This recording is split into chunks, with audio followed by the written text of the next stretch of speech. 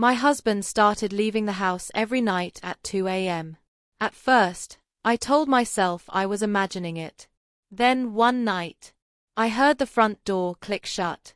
And when I followed him, when I finally gathered the courage to step into the darkness behind him, I saw something in that abandoned house that changed my marriage forever. I'm glad you're here, truly. Because I don't think I've ever told anyone this story from start to finish. Most people only see the outside of a marriage, and never the parts that keep you awake at night. So let me take you back to the beginning, not the beginning of us, but the beginning of when things started to break. I remember the night I first heard the sound. A soft creak. A hush of cold air moving through the hallway. I wasn't fully awake yet. I was still floating in that blurry confusion between dreaming and waking. But the sound tugged at me. It felt wrong. I opened my eyes and saw the empty space beside me in the bed. His pillow was still warm, which somehow made it feel worse, like he had slipped away just moments before. I didn't panic. Not then. Not the first night. Or the second. Or the third. I convinced myself it was stress keeping him awake. Or maybe he just needed fresh air. Or maybe he was quietly worrying about something he didn't want to trouble me with. But the truth? Something in my chest tightened each time. A little more, a little deeper, a little colder. He wasn't a restless man. He wasn't the type to wander. He wasn't the type to slip out of bed at 2 a.m. and disappear into the night. Not the man I married. Still, I swallowed it down. 4 days. Then weeks. Then months. That's how it often happens, isn't it? You don't notice the first crack. Or even the second. And then suddenly, you're staring at a wall that's ready to collapse, and you can't remember when the first fracture appeared. But let me pull back a little, because I need you to understand who we were before that creak in the hallway changed everything. We'd been married for 26 years. Not a perfect marriage. No marriage is perfect at that length, but a steady one. A lived-in, familiar, soft kind of love. The kind you grow into. The kind that feels like home. He was the calmer one of us. The anchor. The one who said less but meant more. The one who hugged me from behind in the kitchen while the coffee brewed. The one who spent every Sunday fixing some loose hinge or noisy cupboard, while pretending it was a heroic battle with the house. We shared a rhythm. A quiet one. Predictable. Comfortable. And maybe that's why the 2 a.m. part hurt so much. Because he'd never kept strange habits. Never kept secrets. Never walked away from me in the night. I want to say I confronted him immediately. But that would be a lie. The truth is, I was afraid. Afraid of the answer. Afraid of the possibility that the life we'd built was shifting under my feet, and I didn't know how to steady myself. Afraid of asking him, "Where do you go at night?" and hearing something that would shatter me. Because deep down, in that quiet, trembling part of my heart, I knew something was wrong. Suspicion doesn't come roaring in all at once. It slips in quietly, like a draft under a closed door. Soft, cold, uninvited. And once it gets inside, it spreads. I started noticing things I had brushed aside before. The way he avoided meeting my eyes for too long. The way he stayed out of the kitchen when I cooked dinner, even though he used to stand beside me, stealing tastes and laughing when I pretended to scold him. The way he'd come home from work and sit in the living room alone, as if sharing a sofa suddenly felt too close. It was subtle. So subtle that if you'd asked him, he probably would have said nothing had changed. But it had. He had. And eventually, I did too. I found myself lying awake at night, listening to his breathing, waiting. Waiting for that soft rustle of sheets, that slow, careful swing of legs over the edge of the bed, that sound of caution, the sound of a man trying not to wake his wife. Some nights he didn't get up. And on those nights, I almost felt grateful. As if the absence of wrong could stitch our lives back together for a moment. But then the next night, the cycle repeated. I didn't follow him right away. I want you to understand that. Most people think the moment you sense something, you leap into action, but real life doesn't work like that. Fear keeps you still. Denial keeps you quiet. Hope keeps you blind. I told myself he was stressed. That he was thinking about retirement. That something at work was weighing on him. That maybe he was trying to quit smoking again. He had done that before, sneaking out onto the porch so I wouldn't see. And yet, there was no smell of smoke on his clothes. No change in his routine. No explanation. There was only distance. And silence. And that cold space between us growing wider every night. One evening, about a month into the nightly departures, I asked him casually if everything was all right. He said yes. Just yes. No elaboration. No softening of his voice. No reaching for my hand. Just a simple, flat, emotionless yes. I told myself that answer was enough. But in the bottom of my stomach, something heavy sank like a stone. Still, I didn't follow him. Not that week. Not the next. It took a moment, a single, tiny, almost invisible moment, to break whatever fragile denial I had left. I remember it perfectly. We were in the kitchen. I had just finished washing the dishes. He was passing behind me to grab a glass of water. And then, as he reached for the cupboard, his phone buzzed in his pocket. He flinched. Not jumped. Not startled.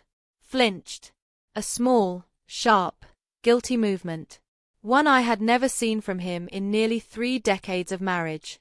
He reached for the phone too quickly, read the message too quietly, and slipped it back into his pocket as if hiding the very act of looking. He didn't know I had seen. He didn't know the sound of that buzz had cut straight through me like a blade. A man who has nothing to hide never flinches at a text. That was the moment. That was when something in me hardened, not into anger, but into resolve. The next night, I pretended to sleep. I slowed my breathing, kept my body still, kept my face turned away. At 2:07 a.m., I heard the sheets shift. I heard him stand. I heard him slip on the jacket he kept draped over the chair. I heard the faint click of the front door unlocking. And then the silence. The heavy, hollow silence of a house missing one heartbeat. I waited 30 seconds. No more, no less. Then I rose from the bed. My hands shook as I pulled on my own coat. My breath felt too loud in my chest. My legs felt weak, as if even my body didn't want the truth. But I followed anyway. I stepped into the darkness behind him, keeping to the shadows, keeping distance, walking as quietly as a woman carrying the weight of fear on her shoulders. The night was cold. Colder than it should have been for that season. Each breath felt like a cloud dissolving into the air. Each step felt heavier than the one before. And then, I saw where he was going. Not to the park. Not to a friend's place. Not to the porch. Not to anything familiar or innocent. He was walking toward the old abandoned house 2 streets over, the one with boarded-up windows, peeling paint, and a reputation for being the place teenagers dared each other to enter. A place he had no reason to be. A place a husband should never disappear to at 2 a.m. My stomach twisted. My fingers went numb. Every step deeper into that darkness felt like stepping away from the life I thought I knew. He opened the side door with a key. A key. To an abandoned house. And that was the moment, right there, watching the man I loved slip into a dead, forgotten building under the cover of night, when my entire world tilted. What I expected to find inside, what I feared, what I imagined, was nothing compared to what was actually waiting for me in that house. Nothing at all. And that is where part 1 ends, because what I found in that abandoned house, you're not ready for it yet. I didn't go inside the abandoned house that first night. I stood there in the dark, hidden behind the twisted branches of the old maple tree across the street, watching the faint glow of a flashlight move behind one of the broken boards. Every instinct in me screamed to run closer, to storm in, to demand answers. But fear held me frozen. Fear, and something else I couldn't quite name at the time. Maybe shock. Maybe grief.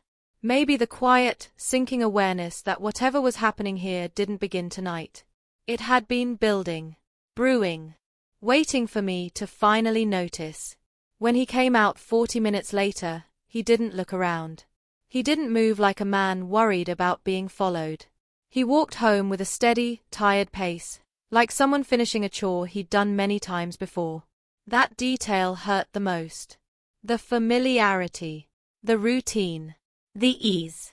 When I slipped back into bed minutes before he returned, I kept my eyes closed and my breath slow. I felt the mattress shift as he lay beside me. His body curled slightly away, facing the wall. And I lay there listening to him breathe, wondering if I had been sleeping beside a stranger for longer than I realized. But before we go deeper into that night, you need to know what our life looked like before secrets started slipping through the cracks. Because the truth is, even steady marriages can hide fragile places you don't notice until they break. Our home was small, warm, and filled with little reminders of 26 shared years. Family pictures in mismatched frames. A dented wooden table we bought at a yard sale in our 20s. A sofa sagging slightly on the left because that's the spot he always chose. Life wasn't glamorous, but it was ours. We had routines that felt comforting, morning coffee together, Sunday afternoon drives, even small arguments about nothing that always ended with one of us giving in for the sake of peace. He wasn't a man of big gestures. He didn't bring home flowers or surprise me with gifts. But he was steady. Reliable. The kind of man who remembered to check the locks every night and wrapped the garden hoses every winter and filled my car's gas tank whenever he noticed it was low. After so many years, you stop questioning that kind of loyalty. You just trust it. You lean on it. You build your whole life around the belief that some people simply don't change. But looking back now, I can see the cracks that were there long before 2 a.m. walks and abandoned houses. Small things I missed. Moments I brushed aside. He had become quieter over the past year. Not in an angry way, just distant. Like he was living in two worlds at once, and only one of them included me. Sometimes I'd find him staring at nothing, lost in a thought he wouldn't share. Sometimes he'd sit in the car for a few minutes after coming home from work, as if he needed to gather himself before stepping through the door. Sometimes he'd wake up with a heaviness in his eyes that didn't match the gentle man I knew. When I asked what was wrong, he always said the same thing. Just tired. And I let that be enough. It's strange how easy it is to accept simple answers when you're afraid of complicated truths. You tell yourself marriage goes through phases. You tell yourself it's just stress. You tell yourself you're imagining the distance. Until the distance becomes so wide you can't pretend anymore. There was one moment, months before the night I followed him, that sticks with me. A moment I didn't understand then, but now it feels like a warning he didn't know how to give. We were folding laundry together, something we rarely did side by side, and I found an old sweatshirt he used to love. It was faded and worn thin at the collar. I held it up and said, half teasing, "You haven't worn this in years." He froze. Just for a second. A flicker of something. Pain? Sadness? Passed through his eyes. Then he reached out, took the sweatshirt gently from my hands, and folded it slower than the rest. He didn't answer my teasing comment. He didn't smile. He didn't explain. He just folded it and placed it at the bottom of the drawer, like he was burying a memory he didn't want touched. I didn't think much of it at the time. You don't always know when a small moment is a clue until the truth shines backward and shows you everything you missed. But life continued. Birthdays. Work days. Long drives. Shared dinners. Shared silence. The only shift was that his silences started carrying weight instead of comfort. He spent more evenings in the garage. More late nights sitting outside alone. More mornings waking up early and staring out the window like he was bracing himself for something. Still, he never stopped being gentle with me. Never raised his voice. Never acted cruelly. That made everything harder, because suspicion grows more painfully when you still love the person you're suspicious of. The night before I followed him, we had dinner together at the old oak table. Roast chicken. Green beans. Mashed potatoes. His favorite. He thanked me for the meal, but his voice was distant again, like he was speaking from somewhere far away. I wanted to reach across the table and take his hand. Ask him what he was thinking. Ask him why he looked like a man carrying something heavy in his chest. Ask him why he seemed to drift further from me with each passing week. But fear made me quiet. I was terrified that asking would make the truth real. Terrified that opening a door would reveal something I wasn't ready to face. So I ate in silence, pretending everything was fine, pretending I wasn't watching him retreat further into himself. It's strange how love can make you blind and hyper-aware at the same time. I felt every inch of distance, and yet I convinced myself it wasn't there. That night, after we went to bed, I watched him breathe. There was a hardness around his eyes even in sleep. Like he was wrestling with something in his dreams. When he slipped out at 2 a.m., I knew this wasn't a phase. This wasn't stress. This wasn't something harmless. This was a secret. And secrets are dangerous things in a marriage. For the next day or two, I tried to look at him the way I used to, but everything felt different. Every smile seemed forced. Every silence felt louder. Every moment we weren't touching felt like a wall rising between us. He didn't know I had followed him. He didn't know I had waited outside that house in the freezing night air, watching the faint glow from inside, wondering what on earth he was hiding. I watched him wash dishes with quiet concentration, his shoulders tense, his eyes down. I watched him leave for work with the same routine movements, except now I saw the exhaustion in his posture, the way he braced himself before stepping out the door.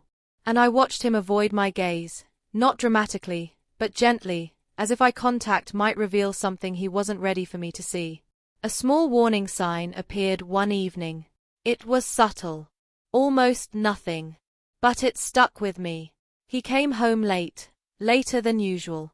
His shirt smelled faintly of dust, not from work, not from our home, but a kind of old, forgotten dust that reminded me too much of that abandoned place. When I asked if work was busy, he simply nodded. And as he turned away, I saw the tiniest smear of something on his sleeve. Something dull and grey. Plaster, ash, old paint. I couldn't tell. But my stomach tightened. Because I was almost certain I had seen that same color and texture on the broken windowsills of the abandoned house. I didn't say a word. That's the thing about long marriages. You learn how to keep your pain tucked away to protect the peace you're afraid of disturbing. But the peace was already broken. I just didn't know how shattered it was going to become. And though I didn't want to admit it yet, one quiet truth had begun to settle in my heart. Whatever he was hiding, I wasn't prepared for it. But it was coming. Whether I wanted it or not. Something inside me shifted the morning I found the receipt. It was an ordinary weekday. He had already left for work.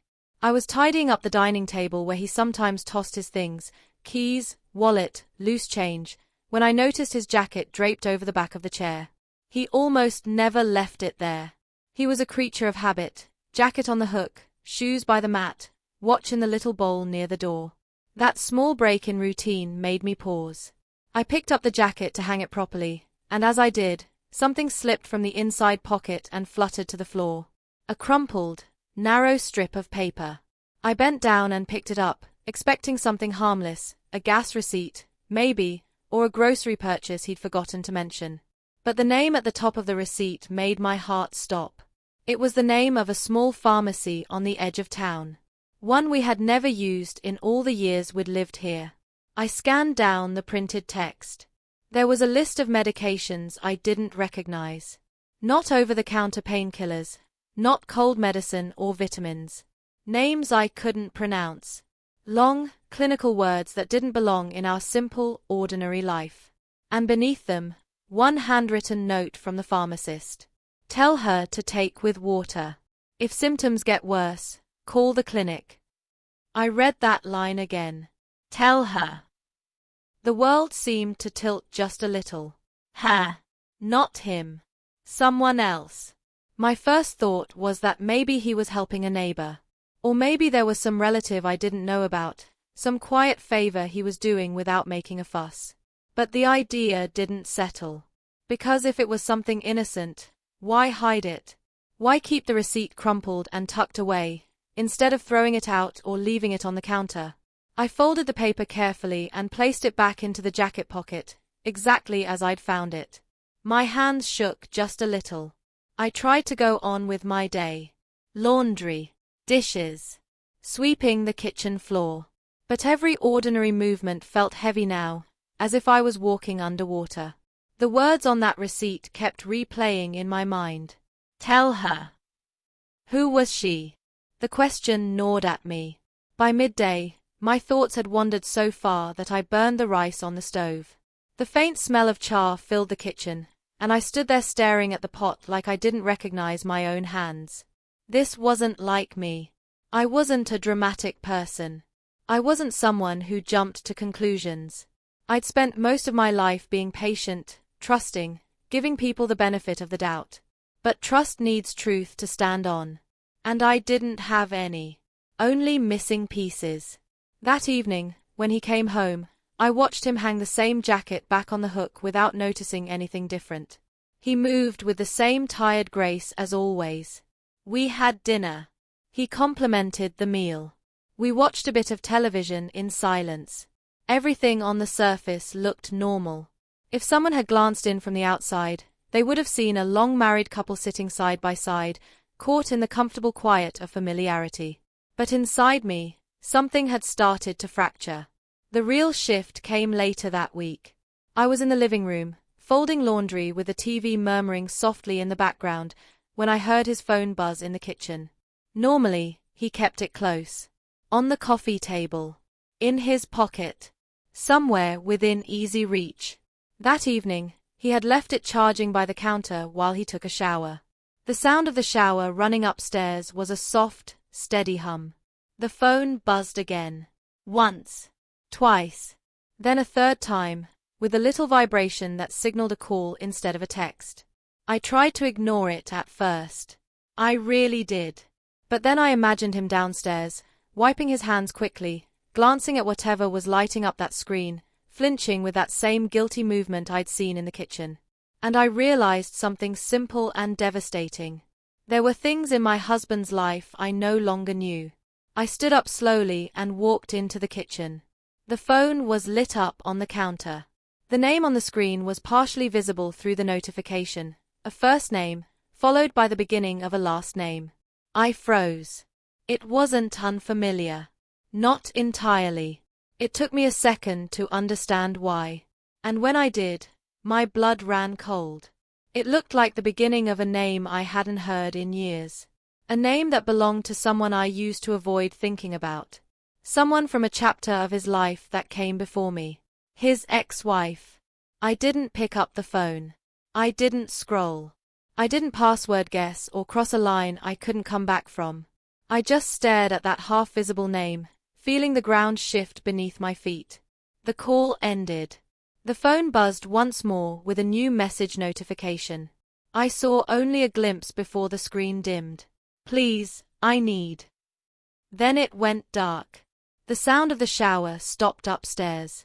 I stepped back from the counter as if the phone had burned me.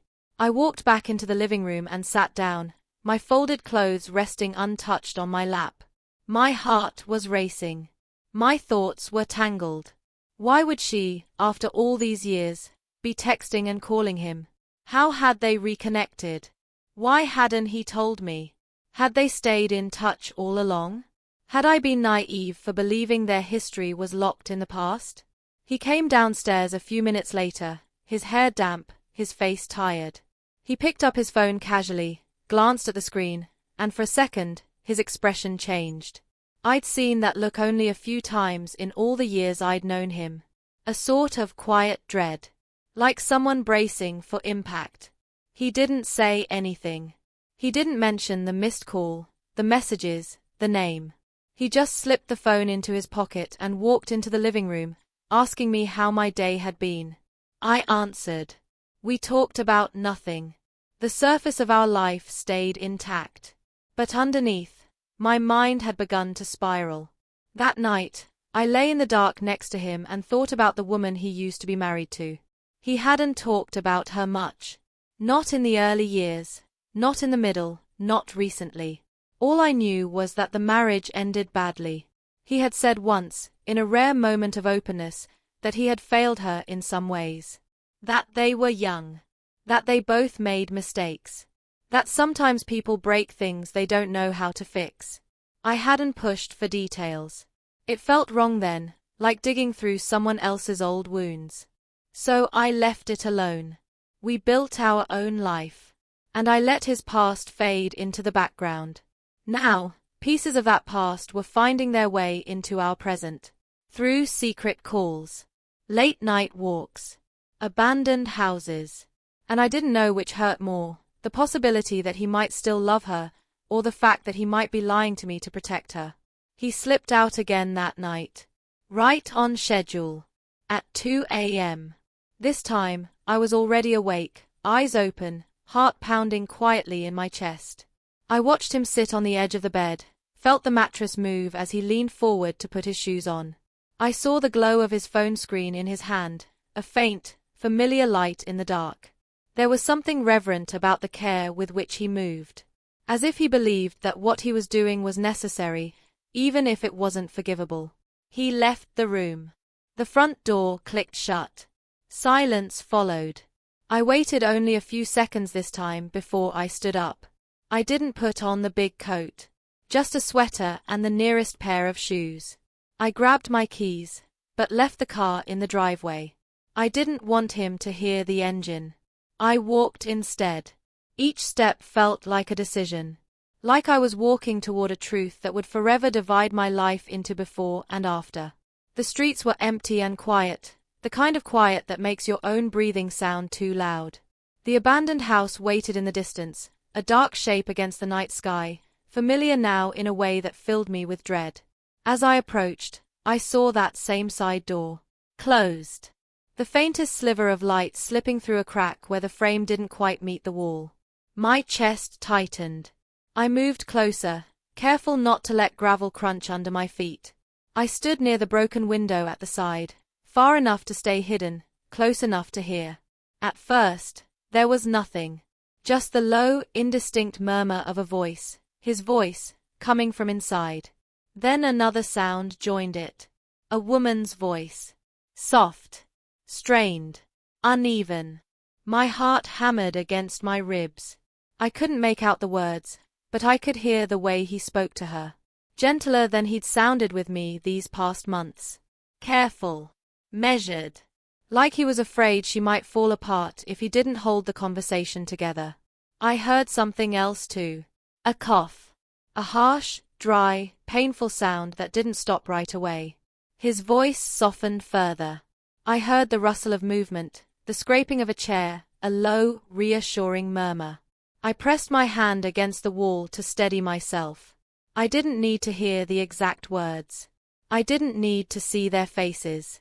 In that moment, standing outside a decaying building while my husband comforted a woman in the dark at 2 a.m., my mind filled in the rest. He was having an affair. Not some cheap fling. Something deeper. Something secret. Something ongoing. That thought sliced through me in a way I can't fully explain. It wasn't just jealousy. It was loss. Loss of the man I thought I knew. Loss of the story I believed we were living. Loss of the trust one had wrapped myself in like a blanket for years. The woman's cough turned into a kind of low sob. I heard him say a few words then, barely audible through the rotting wood and broken glass. It's okay. I'm here. Breathe.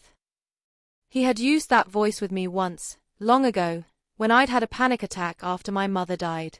That memory flashed in my mind so sharply that I had to bite my lip to keep from making a sound. I stepped back from the wall, my vision blurring with sudden tears. This was the moment, I think, when suspicion became certainty in my heart, even if the truth was more complicated than I understood. I walked home in a daze, wrapped in a numb kind of quiet. By the time I slipped back into bed, my pillow felt unfamiliar beneath my cheek. The room felt smaller. The air felt heavier. I lay there staring at the ceiling, listening to the ticking of the clock. It took him more than an hour to return. When the mattress dipped under his weight, I kept my eyes closed, my breathing slow and even. I felt the faint warmth of him near me, the familiar scent of his skin mixed with something else, a hint of dust, and underneath it, the faintest trace of a woman's perfume. Not new and bright, but old and subtle, like something that had been on the same sweater for a long time. Something in me broke. Not loudly, not dramatically, just quietly, like a hairline fracture that finally runs the length of a bone. The next morning, I looked at him differently. I saw guilt in the lines of his face, even when he tried to smile. I saw distance in his eyes when he asked me how I slept. I saw hesitation in the way his hand hovered near my shoulder, as if he wanted to touch me and couldn't bring himself to. He didn't know what I had heard. Didn't know what I had pieced together on my own. But he must have sensed something shifting, because he seemed even more careful, even more quiet, even more tired. Throughout the day, one thought kept circling in my mind, relentless and sharp. If I wanted answers, I would have to stop hiding outside and start walking inside. The next time he left at 2 a.m., I wasn't going to stand by the wall. I was going to open that door. The night I finally stepped into that abandoned house, the air outside felt colder than it had in weeks, as if the world already knew what I was about to learn. He left at exactly 2:05 a.m. Quiet as always. Purposeful. Focused. But this time, I didn't keep my distance. This time, my fear wasn't enough to hold me back. Pain has a way of turning into courage when there's nothing left to lose. I followed him closely enough to keep him in sight, but far enough to stay unnoticed. My heart pounded so loudly I was sure he'd hear it if I stepped too close. Every shadow felt darker, every sound sharper. When he slipped into the side door of that house, I walked up to it slowly, each step a battle between wanting the truth and dreading it. The peeling paint flaked beneath my fingertips as I reached for the doorknob. It turned. He had left it unlocked. I pushed the door open just enough to slip inside. The smell hit me first. Not the smell of lovers. Not perfume. Not sweat. Not intimacy. It was the smell of sickness. Old air, damp fabric, dust, medication, and something metallic underneath it all. Not blood, but close enough to remind me of hospital rooms and long nights I'd spent visiting my mother years ago. The room was dimly lit by a single lantern on a makeshift table. The walls were cracked. The floor uneven. A broken dresser stood in one corner, its drawers half open, filled with worn clothes. And in the center of the room sat a woman. Thin. Pale. Wrapped in blankets layered over one another like makeshift armor against the cold. Her hair hung loose around her face, graying at the roots, skin drawn tightly across her cheekbones. She was coughing violently into a tissue when I arrived. A dry, painful sound that made my own chest tighten. And there he was. My husband. Kneeling beside her. Holding a cup of water to her lips with both hands. His face soft with concern. His body angled toward her, protective, familiar. Familiar. I felt something inside me collapse. I didn't make a sound. I just stood there, half hidden in the doorway, watching a truth I wasn't ready for. He whispered to her gently, brushing a loose strand of hair from her forehead. He wiped her mouth with a soft cloth. He spoke softly, as if she were fragile crystal. And she looked at him with a kind of gratefulness. No, something deeper, something like history. A long, complicated history. The same history he had never fully shared with me. Her voice was barely audible when she finally spoke. "You always come," she whispered, a tremble in her throat. "Even when I tell you not to." "I'll come as long as you need me," he replied, his tone steady, unwavering. My breath left me in a sharp, silent exhale. He wasn't there for an affair. He wasn't there to kiss her or touch her or start a second life behind my back. He was there for something else. Something I still didn't understand. She shifted, coughing again. He grabbed a bottle from the cracked table and poured a measured dose into a spoon, guiding it carefully to her lips. When she finished, she leaned back against the pillows, exhausted. He sat beside her in an old wooden chair, the kind that creaked whenever he moved.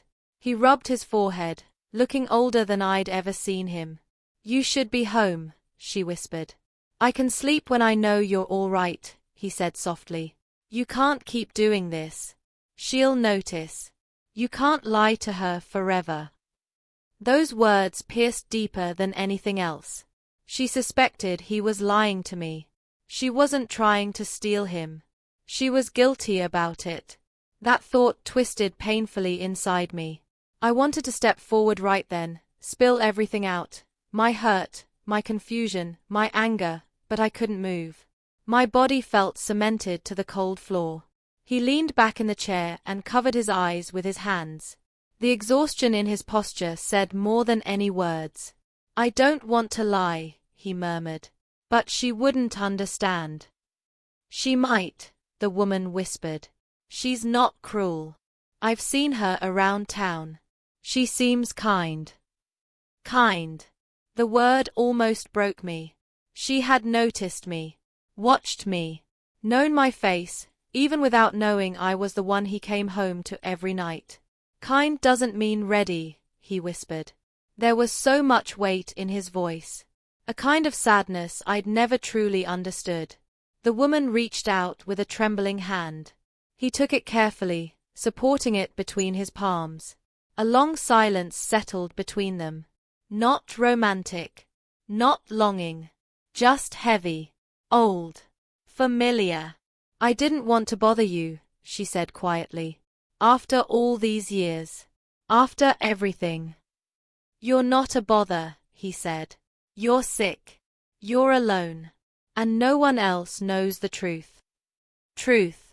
The word echoed through the room. I leaned closer, not physically but emotionally, bracing myself for something I already feared. I should have told her, he said after a long pause. But how do I explain all this? How do I explain you? She gave a weak, tired smile. You don't owe me anything anymore. That's not true, he said sharply, his voice cracking. I owe you more than I can ever repay. His shoulders trembled. My breath caught in my chest. He wasn't cheating. He wasn't rebuilding an old romance. He wasn't here for passion or excitement or some midlife thrill. He was here for guilt. Maybe love too. But not the same kind of love he gave me. This was something older, something wrapped in regret, something unfinished. The woman took a shaky breath. You didn't break me, she whispered. Life did. You left because I pushed you away. I was the one who walked out when everything fell apart. I blinked. This wasn't the history he told me. He had always said they both made mistakes, that it was mutual, that it ended because they were young and foolish. But hearing her speak, her version of their past had jagged edges he had smoothed out for me. He squeezed her hand tighter. I should have tried harder. I should have stayed. I should have known you were scared, not angry. Scared. Not angry. Another piece of truth I never knew. He looked down, voice shaking. You didn't deserve the way things ended. I carried that with me for years. And now this. He gestured around the decaying room. The empty shelves. The damp walls. The blankets. The lantern. You shouldn't be alone with this, he said softly. I don't want anyone to know, she whispered. I don't want people talking. I don't want pity. Not after everything. This place, it's all I can afford. And I don't have much time left. My throat tightened. She wasn't just sick. She was dying. He leaned forward, head in his hands again. I can't walk away from you, he said. Not again. I won't let you live your last months like this. Last months. The words hit me with brutal force. He didn't come here out of betrayal. He came here out of duty, regret, loyalty to a chapter of his life he never resolved. But he still lied to me. He still left me every night. He still chose her suffering over my trust. He still carried a secret large enough to fracture everything between us. And there, in that cold, decaying house, a truth finally settled in my heart. He wasn't cheating. But his silence hurt almost as much as an affair would. I felt tears spill down my cheeks before I realized I was crying. Everything inside me felt twisted. Guilt, heartbreak, betrayal, sympathy, confusion. I wasn't angry at her. She wasn't the villain. She was dying. She was alone. And she hadn't asked him for anything. But anger burned for him. Not for the secret itself, but for the way he had let me drown in suspicion. The way he had carried this burden alone. The way he had avoided looking me in the eye for months, knowing he was breaking something in me without meaning to. The woman coughed again, violently. He rushed to help her sit up straighter, whispering soft reassurances. I watched for one more moment, long enough to see him brush her hair gently behind her ear, long enough to hear him whisper, "I won't leave you. I promise." Then I stepped back. I walked out of the house. I didn't run. I didn't crumble. I didn't scream. I simply walked. Through the cold night air, through the empty streets, through the silence of a world that suddenly felt unfamiliar. When I finally reached my home, my hands were numb. My breath shook. My eyes burned. I crawled into bed and stared at the ceiling until morning came. I knew the truth now. But knowing didn't hurt less. In some ways, it hurt more.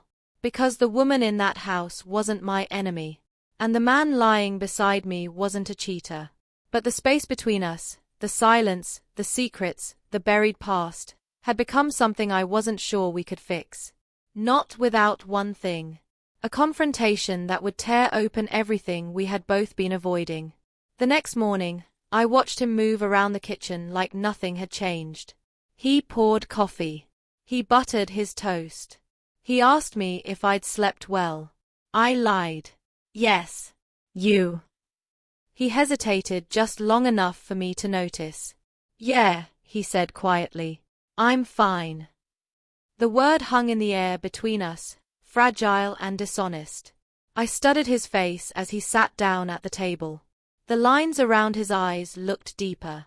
His shoulders carried a weight I hadn't fully seen before last night.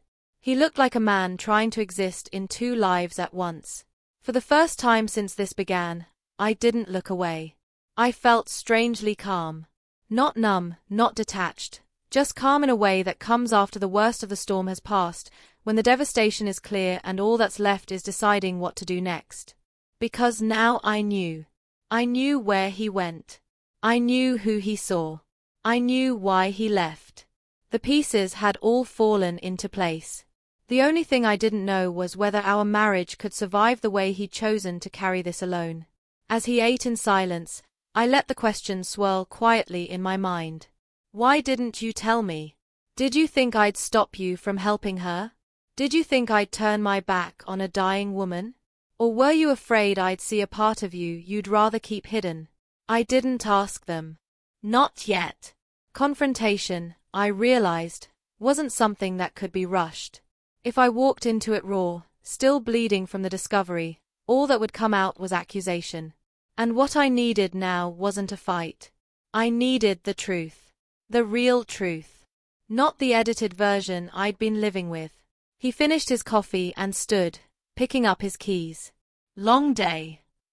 I asked, keeping my voice steady. Probably, he said. I might be late. I let that sit for a second. Then, very softly, I said, "You've been late a lot lately." He froze for just a moment. Not long enough to be obvious. But I saw it. He turned back toward me, trying to mask the flicker of unease. "Yeah," he said. "There's been a lot going on." "Anything you want to talk about?" I asked. It was a simple question, but it landed heavily. He opened his mouth, then closed it. His eyes dropped to the floor. "Nothing you need to worry about," he said finally. That answer would have ended the conversation a few weeks ago. I would have forced myself to accept it, to keep the peace, to avoid whatever lay underneath. But I wasn't the same woman I'd been a few weeks ago. I nodded slowly, but inside, something sharpened. "Fine," I thought. "If you won't bring the truth to me, I'll bring us both to the truth." After he left, I sat at the table with my hands wrapped around a half-empty cup of coffee gone cold. I thought about the woman in that abandoned house. Her hollow cheeks. Her shaking hands. the sorrow in her voice, the resignation. I thought about the way he held her wrist gently when she coughed, the way he promised not to leave her again. It hurt. It stung in a place deeper than pride. But mixed into the hurt, there was something else I didn't want to admit. A reluctant, aching kind of understanding. He was wrong to hide this from me. But he wasn't wrong to help her. The two truths sat side by side in my chest like jagged stones. As the day went on, I started to see clearly that my choice wasn't just about catching him or exposing him. It was about deciding who I wanted to be inside this story. Did I want to be the woman who turned her back on a dying ex-wife because of jealousy? Or the woman who demanded honesty and respect while still allowing compassion? Did I want revenge? Or did I want clarity, boundaries, and something resembling grace? The answer came slowly, but it came. I didn't want to punish him. I wanted to wake him up. Wake him up to the fact that his silence had consequences. That his attempt to carry this alone hadn't spared me any pain, it had magnified it. By early afternoon, I had made a decision. I wasn't going to wait passively for a confession that might never come.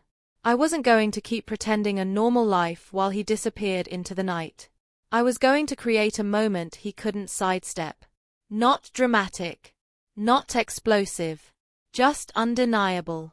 I went to the bedroom and opened the small drawer where we kept important papers. Old photos.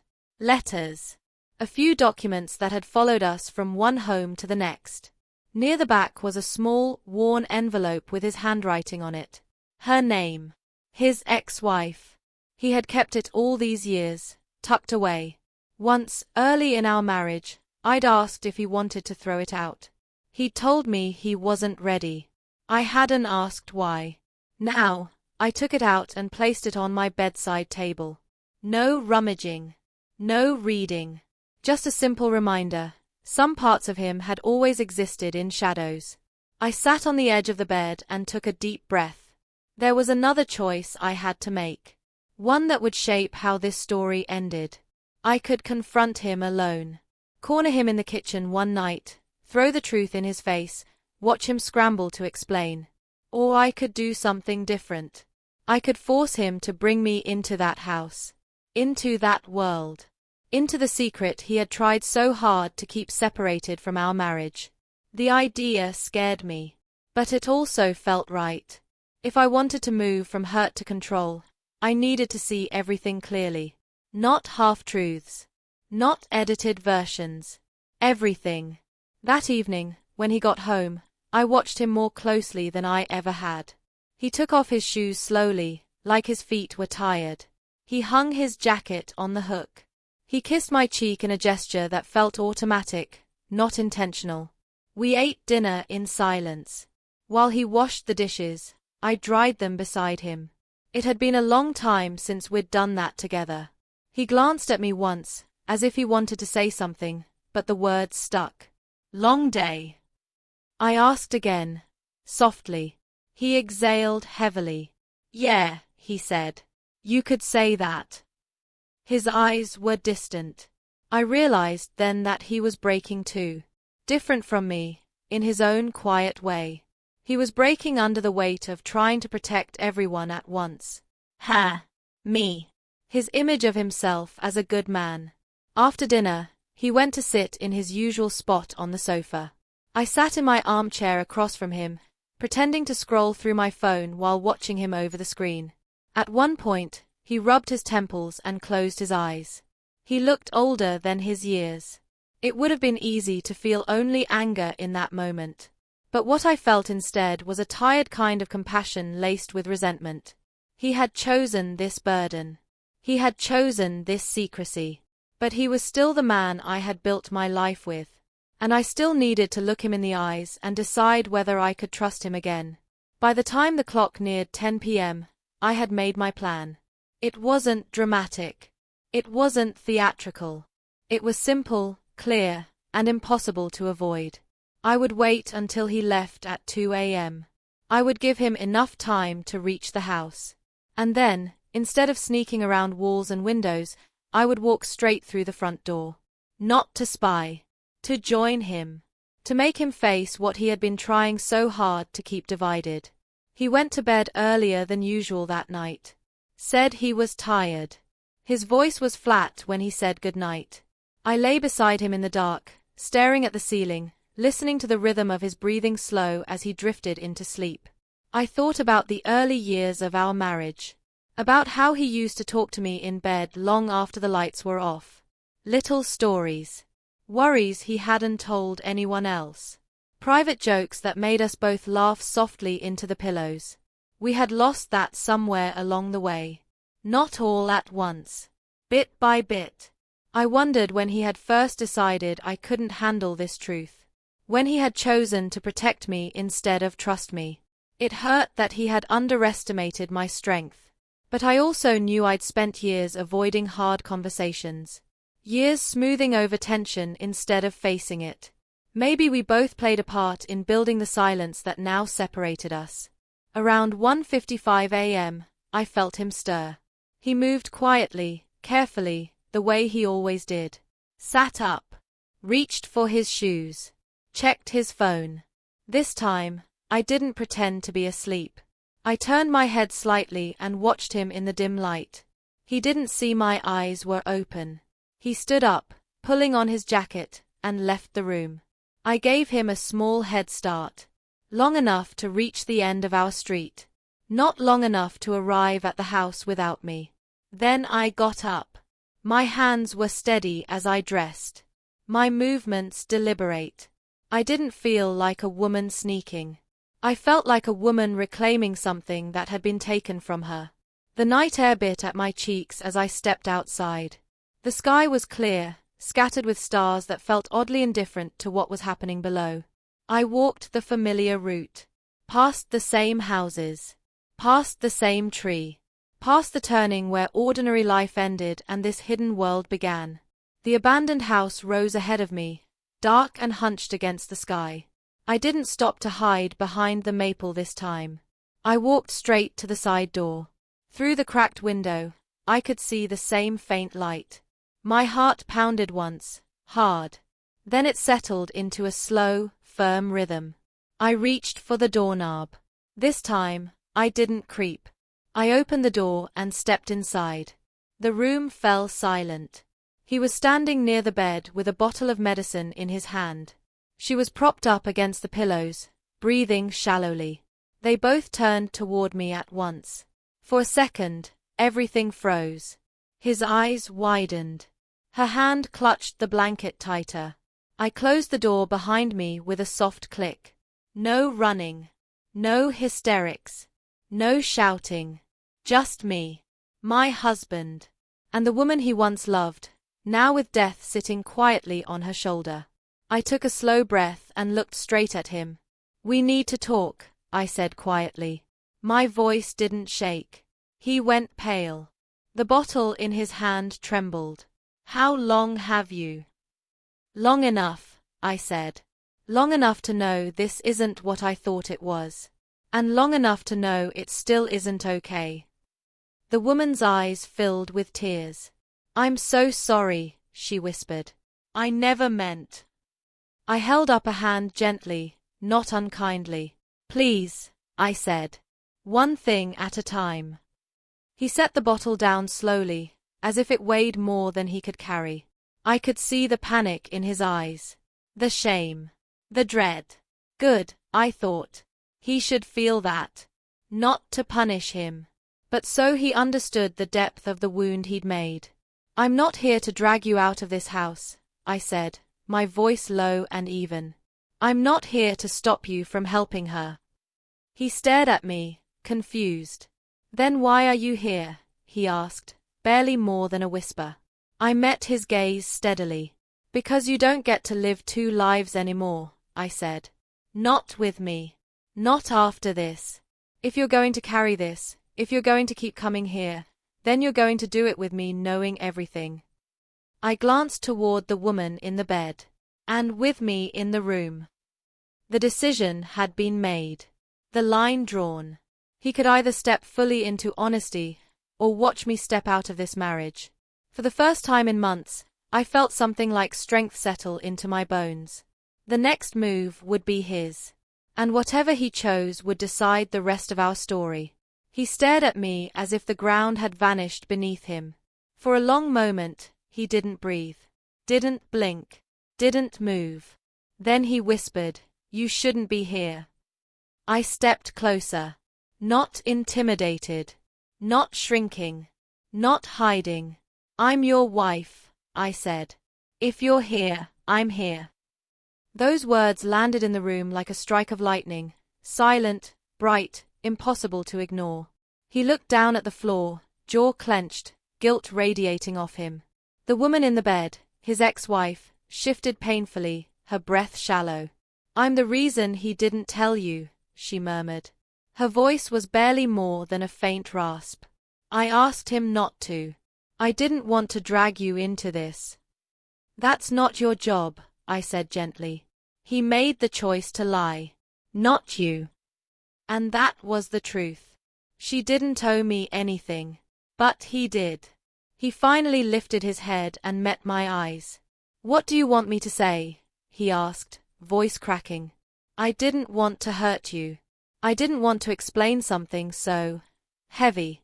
I didn't want to open old wounds." "You open new ones instead," I said sharply. He flinched. A deep, painful flinch, like my words had hit bone. "Why here?" I asked. "Why in this broken place? Why not a hospital?" He sank into the rickety chair beside her bed, running a hand through his hair. "She refused," he said quietly. "She doesn't want treatment. She doesn't want machines. She doesn't want strangers poking at her. She wanted quiet." The woman gave a weak smile. "I wanted to fade out of this world without becoming a burden." I turned toward her. "You're not a burden," I said. Then I looked at him. "But you made her into a secret. That's different." He closed his eyes for a moment, as if bracing himself. "After everything that happened between us," he said softly, "I couldn't let her die alone." The simplicity of it cut through me. Not romantic. Not dramatic. Just a truth he'd been carrying alone, night after night. I walked closer until I stood only a few feet away from both of them. "Why didn't you tell me?" I asked. The question came out raw, wounded, exposed. His voice was barely audible. "Because I didn't want you to see me like this." "Like what?" I asked. He swallowed hard. "Like a man who failed someone once, and is trying too hard not to fail again." The woman's eyes softened. She whispered, "He's always been like this. Even back then.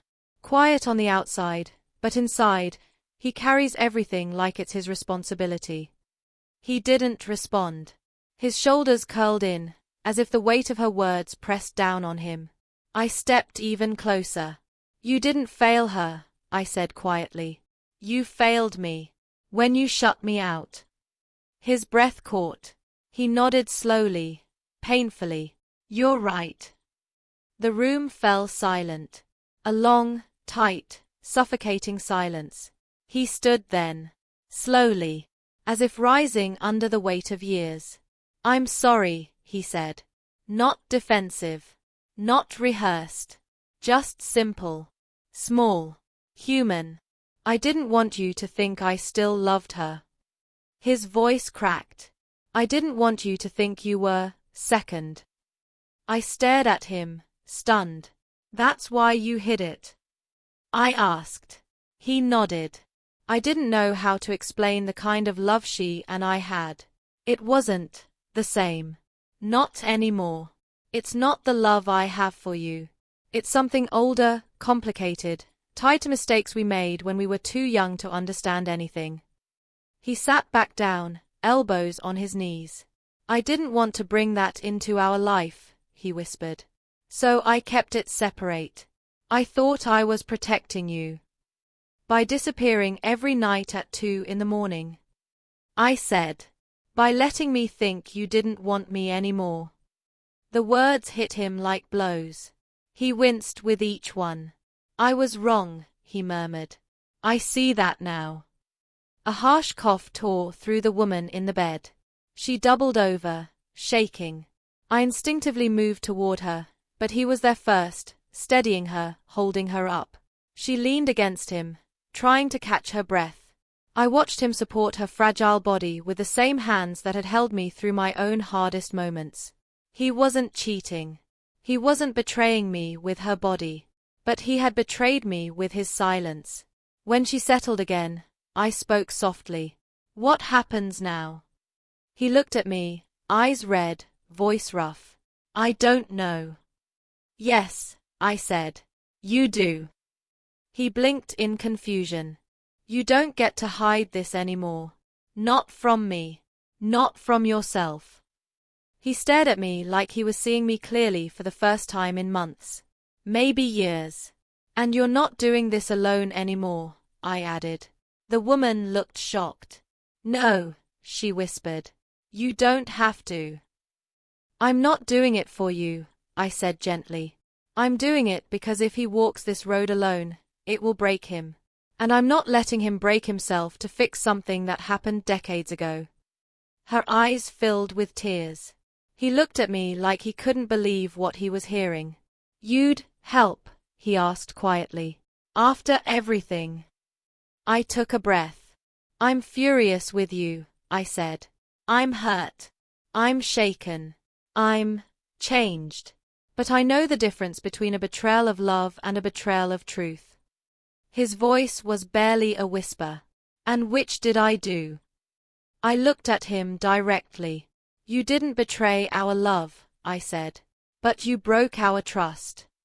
He closed his eyes, as if absorbing the full weight of that sentence. She spoke up softly. He tried to tell me he should tell you. Almost every night. But I begged him not to. I didn't want him to hurt you. I didn't want to be the reason your marriage suffered. Her words were thin, fragile, lined with regret. I nodded, appreciating her honesty. This isn't on you, I said. This is between him and me. He wiped at his face with the back of his hand, a gesture I'd seen only a handful of times in our entire marriage. I'm so sorry, he repeated, voice trembling. I stepped closer to him. Then show me, I said. Show me by letting me in. He nodded slowly. I could see the decision settling into him. Not comfort, not relief, but acceptance. The three of us stayed silent for a long moment. Then something happened, something small, but powerful. He reached out his hand toward me. Not like a man grabbing for rescue. Not like someone scared of being abandoned. Just a hand. Open. Honest. I stared at it for a second. Then I placed my hand in his. His fingers closed around mine, trembling. It wasn't forgiveness. Not yet. It wasn't healing. Not yet. It was acknowledgement. Connection. A beginning. The dying woman in the bed whispered, voice breaking. I don't deserve this kindness. Not from either of you. I turned to her. This isn't kindness, I said softly. It's humanity. She looked away, overwhelmed. He stood beside me, holding my hand like it was the only solid thing left in his world. I took a slow, deep breath. We're doing this together, I said. All of it. Every visit. Every conversation. Every truth. He nodded again, tears threatening. I thought I had to choose, he whispered. Between my past and my present. Between helping her and not hurting you. You made the wrong choice, I said gently. But you get another one. He squeezed my hand with a kind of desperate gratitude. And in that dim, crumbling room, with sickness in the air and old grief lingering in every shadow, something inside our marriage finally cracked open. Not to break apart, but to let light in. The confrontation was over. What came next would decide everything.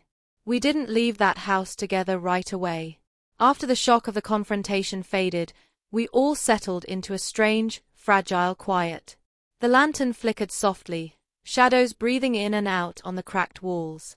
She closed her eyes for a few minutes, exhausted from the mere effort of sitting up and speaking. He stayed beside me, still holding my hand, like he was afraid if he let go, everything would disappear. I remember thinking how surreal it was, standing there between my husband and his dying ex-wife, and feeling both shattered and strangely steady at the same time. Eventually, I spoke. "I'm going to make some tea," I said quietly. "Is there a sink here? A kettle?" They both looked at me like the offer was almost too generous to believe. "There's a small hot plate in the corner," she whispered. "And some tea bags. I drink it when I can keep it down." I nodded and moved around the small space, taking it in more fully for the first time. The room wasn't just abandoned. It had been forced into becoming a home. A blanket hung over one of the broken windows to block the draft. An old duffel bag sat half open near the wall, clothes folded but worn thin. Pill bottles lined up on the cracked dresser like a makeshift pharmacy. A few photos taped near the bed, faded, curling at the edges. She had tried to make this emptiness livable. I found a dented kettle, rinsed it as best I could in the small sink, filled it, and set it on the hot plate. The silence felt different now, not tense, not secretive, just heavy with the weight of everything that had been revealed. As the water slowly heated, I listened to the soft sounds behind me. Her shallow breaths. His low, murmured words of reassurance. A cough now and then that sounded like it hurt her entire body. I poured the tea into 2 cups. One for her. One for him. I didn't make one for myself. I carried the cups back and held one out to her carefully. Her hands trembled as she took it. For a moment, our fingers brushed. Her skin was cold. "Thank you," she whispered. I nodded. He took his cup and looked at me over the rim. There was so much in his eyes: guilt, relief, fear, gratitude, grief. All tangled together. We didn't talk about us that night. Not fully. We stayed there for another hour instead. Helping her. Listening when she had enough strength to say a few things. Refilling the lantern when it dimmed.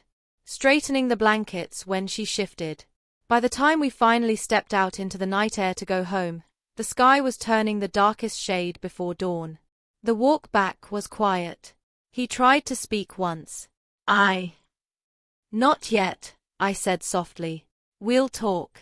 But not when we're both this tired and raw."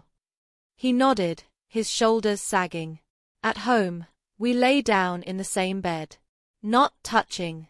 Not turned away either. Just there. I stared into the dark and listened to his breathing. It took him a long time to fall asleep. The next day was heavy. He moved around the house like a man who'd run out of places to hide. I moved around like a woman learning how to breathe in a room that had been rearranged overnight. We didn't ignore what had happened. But we didn't rush into dissecting it either. Grief and shock have their own timing. By late afternoon, he finally sat down at the table and looked at me the way he used to when something really mattered. "Ask me anything," he said quietly. "I won't lie to you again." I believed him, not because he suddenly became perfect, but because he finally looked broken enough to be honest. I asked him about how they'd reconnected. He told me she had reached out months ago, when the first signs of her illness became impossible to ignore. She didn't have family nearby. She didn't have money. She didn't have anyone she trusted. Except him. "I didn't want to see her at first," he admitted. "I thought it would mess with my head, with our life. But the night she told me she was sick, really sick, I couldn't ignore it." He told me about the first time he saw her again. How much thinner she was. How she tried to pretend it wasn't serious, even as she coughed into a napkin and wiped away flecks of red. "I panicked," he said. "I wanted to put her in a hospital. She refused. She said she'd rather die in some forgotten corner of the world than under bright white lights with strangers watching her fade." He tried to argue. But she'd always been stubborn. So he did the only thing he thought he could do. He brought her food, blankets, medicine, and his presence. At first, he went in the evenings. Then late at night. Then finally at 2 a.m., regularly, when the world was sleeping and he could move like a ghost between lives. And every time I thought about telling you, he said, voice thick, I imagined you looking at me like I was still in love with her. Like I had one foot in our life and one in the past. I didn't know how to make you understand that it wasn't like that. That it was more responsibility than romance. Guilt. Closure. Something I owed her and myself. So you chose for me, I said. You chose to decide what I could and couldn't handle. He lowered his head. Yes, he whispered. And that was wrong. We sat in silence for a while. Then I told him what it had felt like on my side. How I had counted his breaths at night. How the emptiness next to me in the bed had grown colder with each 2 a.m. departure. How suspicion had crept in and clawed at me. How I'd stood outside that house listening to him comfort her. How I had mistaken compassion for betrayal because he'd handed me no other explanation. He listened without arguing. Without trying to defend himself. Every so often, he'd nod slightly, as if agreeing that yes, this was the price of the choice he'd made. By the end of the conversation, we were both exhausted. Not angry. Not shouting. Just worn down from carrying so much for so long. That night at 2 a.m., he looked at me as we lay in bed. I'm going back, he said. She needs someone there. But I don't want to go without you knowing. Or without you having a say. I took a breath. I'll come with you, I answered. His surprise was visible even in the dark. You don't have to, he said. I know, I replied. But I'm going to. So we went. Together. The dynamic in that house changed after that. I wasn't a shadow outside the wall anymore. I wasn't an invisible wife in another life. I was present. Sometimes I helped adjust her pillows or made small meals she could keep down. Sometimes I just sat quietly in a corner, listening as they talked about things that belonged to a time before I existed. He didn't share every detail. But when something touched our present, he translated it for me later. Gave context. Let me in. She and I began to talk more too, when she had the strength. At first, it was basic. How are you feeling? Do you need water? Is the blanket okay? Then gradually, it became more.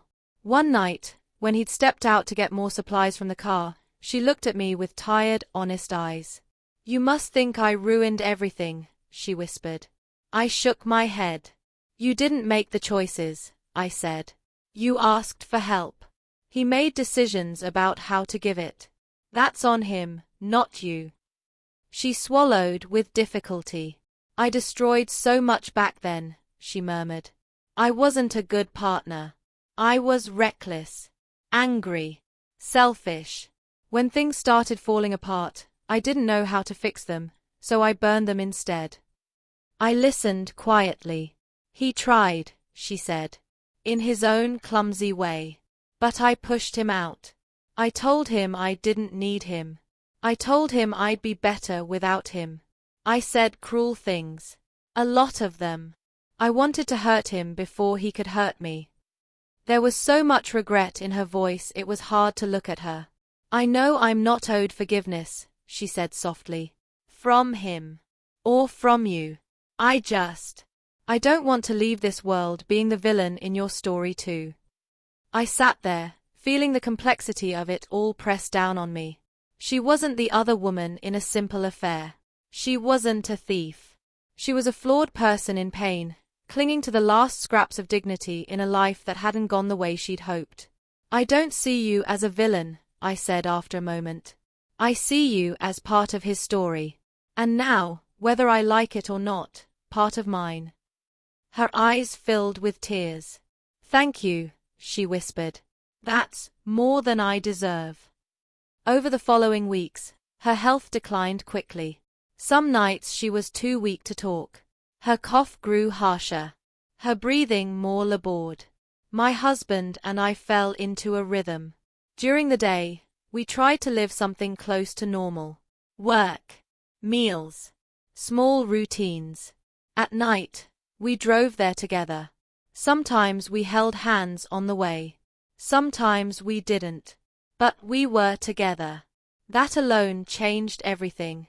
One night, in the middle of a particularly rough coughing fit, she finally looked at him with a different kind of urgency. "I think it's time," she rasped. "For what?" he asked. "For you to stop hiding me," she said. "For you to stop punishing yourself by keeping me in a place like this." He swallowed hard.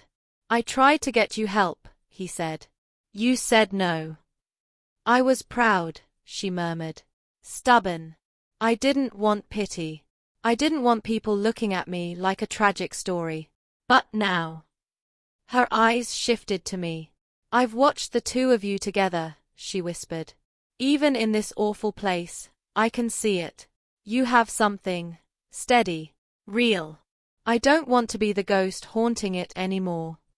It was her idea to let us call for proper support. Not a full hospital. A small hospice center just outside town. A place quieter than bright wards and sterile rooms. She resisted at first when the nurses arrived, but eventually, even she understood that there were limits to what one man and his wife could manage in a decaying room with failing heat.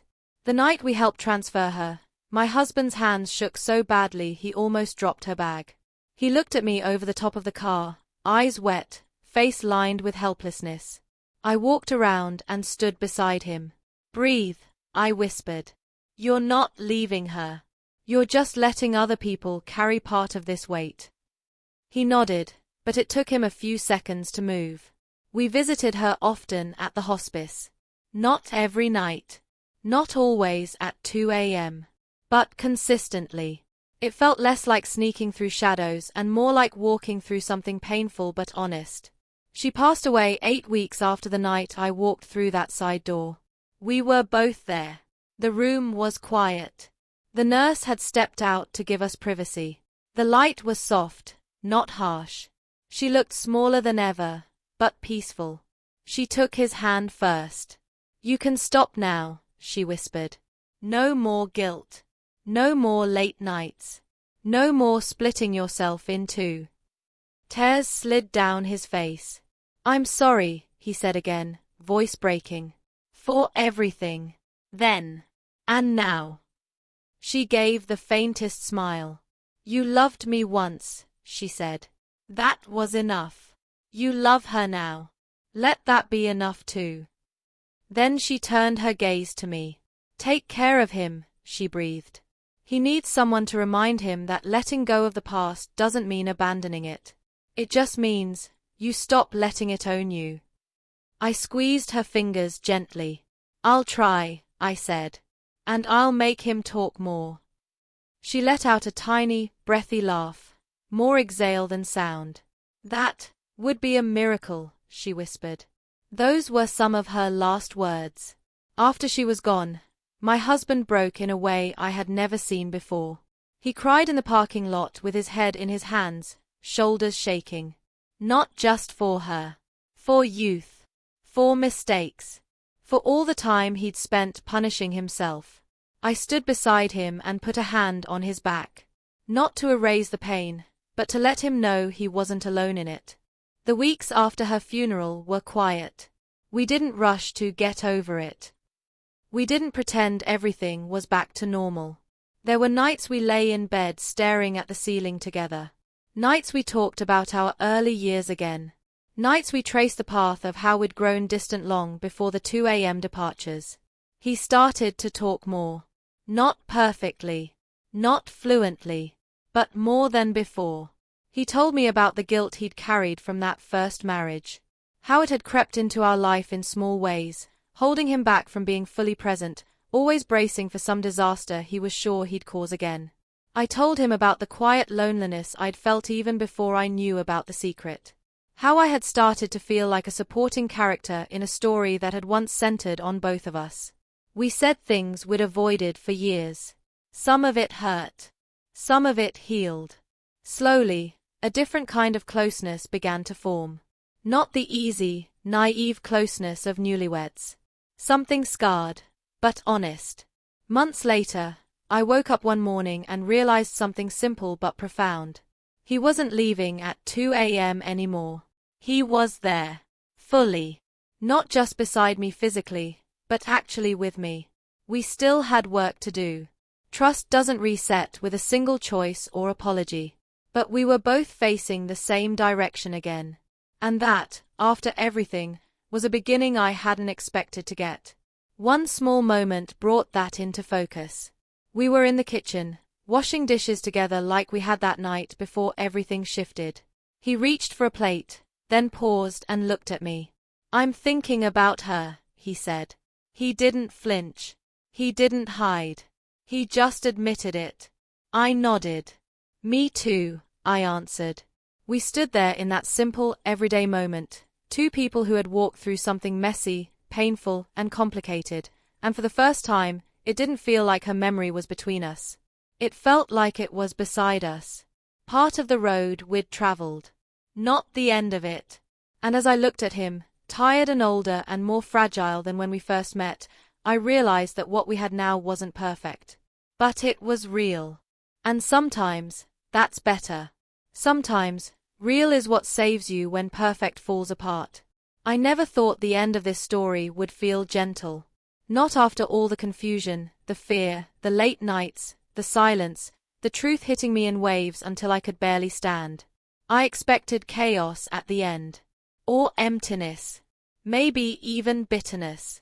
But what I found instead, in the months after she passed away, was something softer. Something quiet. Something that settled into our home like the dust after a long storm. Not pretty, not sparkling, but peaceful in a way I hadn't realized we needed. Life didn't snap back to normal. There wasn't a day when we woke up and said, "We're healed now." It didn't work like that. Healing came slowly, in moments. Small ones.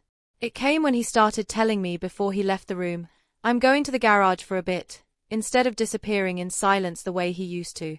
It came when I found him staring at the old photo of her one evening and he actually talked to me about it instead of shoving the emotion deep into his chest. It came when he admitted, in one shaky moment, that he'd spent most of his life holding his breath, afraid of messing up again, afraid of repeating old mistakes, afraid of letting his past bleed into his present. And I admitted something too. That I had spent years convincing myself everything was fine because I didn't want to face the possibility of something being wrong. I used to think marriage was mostly about love and patience and good days and sticking through bad ones. But I see now that it's also about courage. Not the dramatic kind, but the small, quiet courage it takes to tell the truth when it feels uncomfortable. The courage to say, "I'm hurting," or "I'm scared," or "I don't know how to fix this," without worrying it will all fall apart. He and I learned something together in those months after she was gone. It wasn't a lesson we asked for. It wasn't gentle. But it was important. We learned that hiding your pain doesn't protect the people you love. It just builds a wall they eventually think they aren't allowed to climb. We learned that silence can be its own kind of betrayal. Not because it's cruel, but because it creates distance where closeness should be. He learned to tell me things even when they felt heavy. And I learned to listen to him without assuming the worst. Sometimes we still talk about her. Not often, but sometimes. When a memory drifts in quietly and he feels safe enough to say it out loud. And when he does, I don't flinch anymore. Because I'm not scared of her shadow. I'm not scared of the love he once had for her. I'm not scared of the guilt he carried. Those things don't belong between us now. They belong behind us, in the long, complicated road that brought us here. One evening, months later, we were sitting on the porch watching the sun go down. He reached for my hand, the same way he did when we first started dating. Not grabbing. Not gripping. Just quietly offering. I placed my hand in his. And for the first time since all of this began, I felt something ease inside me. It wasn't forgiveness exactly. That had come earlier, in pieces. It wasn't relief. It wasn't triumph. It was presence. Both of us being here, fully here, without secrets or shadows or half-truths. Another small moment came weeks after that. I found him looking at her old envelope, the one he'd kept tucked away in the drawer for decades. Instead of closing it quickly like he used to, he looked at me, took a slow breath, and handed it to me. "You can read it," he said. I opened it. It wasn't a love letter. Not a goodbye. Not something sentimental. It was just a simple apology from her, written years before we met. An acknowledgement of mistakes made. Words he had kept because he'd never gotten the closure he needed back then. I folded the letter and handed it back. "You don't need to carry this anymore," I said. He nodded once. Then, for the first time, he placed the envelope in a box of old things we had agreed to donate. It wasn't dramatic, but it was enough. Those tiny shifts, tiny acts of honesty, tiny moments of letting go, they built something stronger between us than what we had before. Not perfect. Not always smooth. But real. A few months after she passed, he surprised me by asking if I wanted to take a weekend trip. "Just us," he said. "Somewhere quiet." We hadn't done anything like that in years. Life had become routines layered on routines, comfortable but repetitive. And then the secret had swallowed us whole. But the idea of going somewhere together, starting something new instead of patching something old, felt like a step in the right direction. We chose a small cabin by a lake 2 hours away. It wasn't fancy, but it was peaceful. On the second night there, we sat by the water after sunset. The reflection of the moon shimmered on the surface, and the cool air smelled like pine and soil. "I thought I lost you," he said suddenly. His voice cracked just enough for me to hear everything beneath it. "You almost did," I said. He nodded. "But you stayed." I let out a slow breath. "I stayed because you finally let me see the whole truth," I said. "And because I still love you. But things aren't the same. We're building something new now." He looked at me with an expression I hadn't seen in a long time. Not fear, not guilt, but gratitude. "I want that," he said softly. "Whatever new looks like." We stayed by the water a long time, saying very little. Later, lying in bed in that small cabin, he reached for my hand in the dark. Not because he was scared, not because he was guilty, but because he wanted closeness. Quiet, steady closeness. It wasn't the kind of ending I had imagined when all of this began. But maybe that's what life really is, a collection of unexpected turns, some painful, some healing, all shaping us in ways we only understand much later. She became part of our story, not by choice, not by intention, but by the way life sometimes loops old beginnings into new endings. And now that chapter is closed. Not erased. Not forgotten. But closed. I've learned a lot through this experience. I learned that you can love someone deeply and still not know the weight they're carrying. I learned that secrecy can feel like betrayal, even when the intention behind it is gentle. I learned that compassion is not weakness, and boundaries are not cruelty. I learned that healing is not a straight line. And I learned that the past, when faced honestly, doesn't have to control the future. Our marriage didn't survive because we pretended nothing happened. It survived because we walked through the truth together, even when it hurt, even when it felt impossible, even when everything in me wanted to run from the pain. Sometimes, facing the truth is the most loving thing you can do. And sometimes, the end of one story becomes the beginning of a better one. If you're listening to this, and you're carrying something heavy with someone you love, I hope you give yourself permission to speak honestly. Not perfectly. Not with all the right words. Just honestly. Because secrets don't protect relationships. Truth does. And forgiveness isn't forgetting. It's choosing to move forward without dragging the past like a weight behind you. Did you like my story? Please like and subscribe and tell me in the comments where you're listening from. I want to know how far this story of mine travels. Sometimes, healing starts with just one truth spoken out loud.